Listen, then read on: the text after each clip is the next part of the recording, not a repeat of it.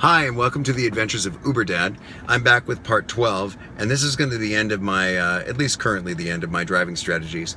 The last couple of things I wanted to talk about here were drive time and refusing rides and how that ties into our previous podcast of additional money incentives. One of the things that Uber wants is that they want everybody out on the road all the time driving. And so what they do is they offer financial incentives like a higher hourly rate that's guaranteed, or what I've been calling bump payments, if you are to stay within a certain geographical area and you're to drive a certain number of rides per hour. So for example, in Los Angeles, they will guarantee payments on Friday and Saturday nights and weekday mornings between 6 and 9 of $25 an hour, as long as you complete 1.8 rides and you stay within a large geographical boundary of Los Angeles, which you would think would be easy. But that is not always the case.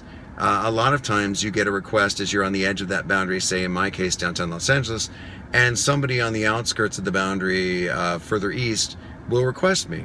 And that's a dilemma for me because I want to keep doing the rides, as many rides as I can within that boundary, so that I hit my minimum of at least 1.8 rides, or in certain cases they'll offer as much as $30 per hour if you do 2 rides an hour. But one of the things that makes this possible is that 51% of the rides need to be completed within that boundary, and you can't refuse any more than 10% of the rides that you're offered. Well, in a city like Los Angeles, where drive time typically works out to about 20 minutes per ride, the only way to do that is to make sure that you're staying within a small geographical area, and you're only going to get 2 rides per hour. So if you refuse rides, then you're going to lose that incentive anyway. But sometimes you're getting requests from people that are quite some distance away, say 10, 15, 20 minutes. And I've actually written into Uber about this and said there should be a way that people can refuse a ride if it's over a certain geographical distance, because you're out driving for this financial incentive, but you're going to nullify it or disqualify yourself if you refuse to take a ride that would nullify or disqualify yourself anyway. So it's kind of a no-win situation. I've tried it all ways. I really can't say which is best. I guess at this point I would say your best attempt is to just take all rides, take all comers, and you can go offline once you pick somebody up and then get back into the geographical area that you want to be, and know that if you're working contiguous hours, that it's going to look at the continuous time versus the number of rides average over that period of time, and then decide if you've done enough rides per hour to go ahead and get that bump payment to the minimum hourly requirement. It is annoying because oftentimes you have to spend 15, 20 minutes to get to somebody on the outskirts of town and then wait for that rider, and that's time that you're not being paid. But the flip side of that is that if you refuse that ride, and maybe you're only getting 2 rides an hour and you're only riding 4 hours per night, you're not going to make that minimum threshold of 10 to be able to refuse that one ride anyway.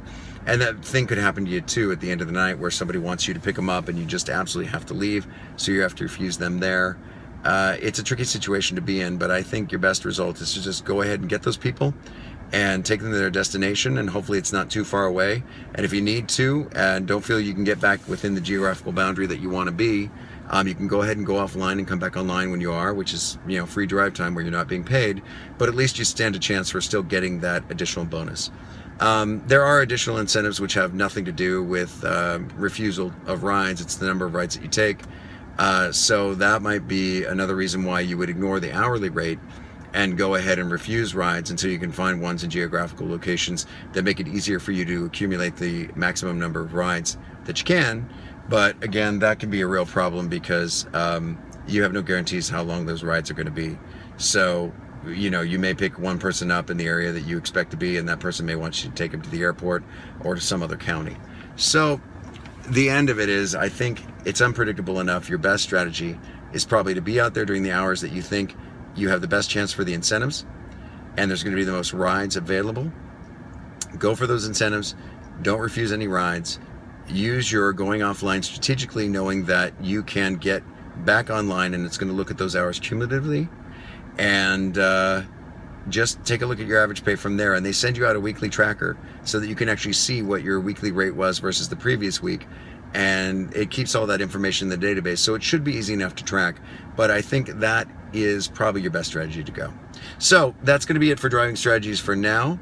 If you have any questions, as always, go ahead and reach out to me, Michael, at uberdad.la@gmail.com, or go ahead and leave comments in this video or one of the others, and I'll do my best to go ahead and answer your questions. Likewise, if you're thinking about signing up for Uber for the first time, another financial incentive that we can both have is for you to sign up using my referral code. That's listed in the link for this playlist here, or you can go ahead and enter it directly.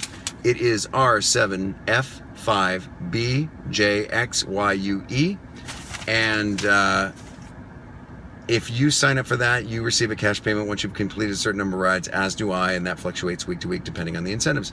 So I wish you all the best. In my next podcast, I'm going to go ahead and talk a little bit about driving Lyft versus driving Uber. Okay, take care.